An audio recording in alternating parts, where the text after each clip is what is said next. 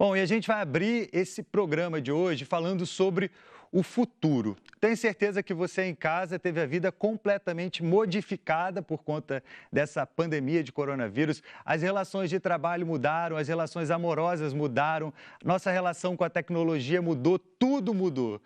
Como isso vai ficar no futuro? Pensando nisso, a gente convidou a especialista em tecnologia, Débora Albu. Cadê a Débora? Débora, boa tarde. Obrigado pela sua participação aqui no Sem Censura. Vamos exercer a nossa criatividade e também usar a sua sabedoria como especialista. Como você acha que o mundo vai ficar daqui a pouquinho, quando tudo isso acabar? Boa tarde, Bruno. Boa tarde a todo mundo que está assistindo a gente. Eu espero que vocês consigam assistir a gente de casa e seguros, né? É isso que a gente tem que desejar nesse momento. Esse exercício de criatividade, Bruno, ele é criativo, mas não é tanto, né? Porque a gente está vendo essas transformações acontecerem desde já. Quando a gente fala, por exemplo, sobre o trabalho, né? A gente tem aí a mudança para o teletrabalho, para o trabalho remoto.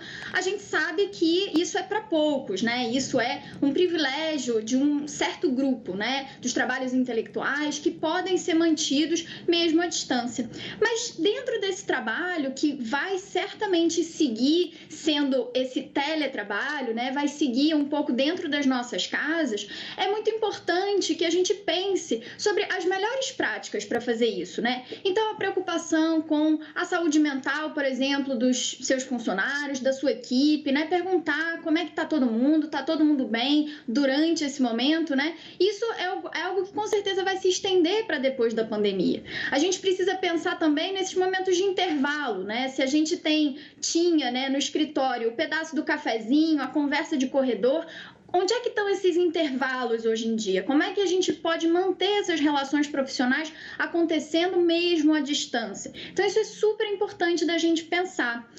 Tem também um fato, né, de que a gente emenda, né, essa coisa de emendar um troço no outro e perde um pouco essa dinâmica do trabalho em que ele tem um início e um fim, né? É importante a gente pensar em como estabelecer limite, inclusive dentro de casa, quando a gente mora com outras pessoas, quando a gente está com a nossa família. A gente precisa criar um espaço que seja exclusivo do trabalho, a gente precisa fazer esse diálogo, né, constante com os familiares, com filhos, né, explicar o que é o momento do trabalho, o que não é. Mas essas mudanças são só aquelas que estão acontecendo no trabalho, né? É importante também a gente pensar que tem mudanças acontecendo, por exemplo, na educação. Muitos estudantes, né, não têm acesso à escola nesse momento, estão aí sem poder manter a sua educação. A gente está vendo essa discussão também, acompanhando se o Enem vai ser adiado ou se não vai ser adiado. Isso é muito importante nesse momento.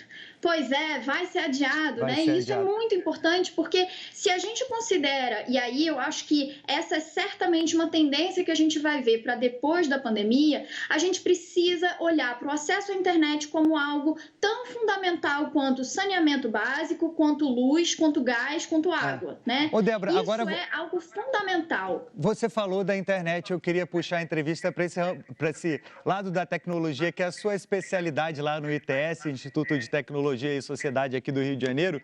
Eu li um artigo muito legal falando que após a epidemia de SARS na China, por volta ali no início dos anos 2000, a tecnologia por lá foi normalizada. Você acha que isso vai acontecer no mundo inteiro agora, porque a gente está na era digital? Como você vê a tecnologia daqui a pouco? A gente vai usar ela de uma forma diferente? O nosso relacionamento com a tecnologia muda? Olha, Bruno, com certeza vai ser intensificado, né? A gente está falando aqui sobre o trabalho, sobre a educação, sobre o consumo.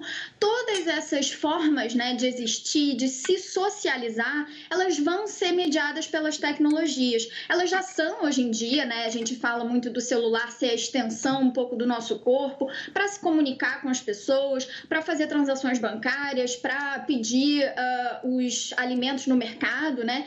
Tudo que a gente faz hoje em dia tem sido mediado pela tecnologia, por essa impossibilidade da gente se locomover, né? Enfim, ou pelo menos essa restrição à locomoção, e certamente isso é algo que vai se aprofundar cada vez mais. Então a gente vai ver aí o uso dos robôs para entrega, né? A gente vai ver Estou vendo aqui a imagem que vocês estão colocando, um pouco falando sobre os QR Codes. Tudo isso vai fazer parte um pouco da nossa dinâmica do dia a dia normal, né? E aí, por isso mesmo, é importante a gente também pensar como a gente educa as pessoas para adquirirem habilidades digitais, né? Para poderem trabalhar um pouco com as tecnologias, para poderem se empoderar das tecnologias da melhor forma possível.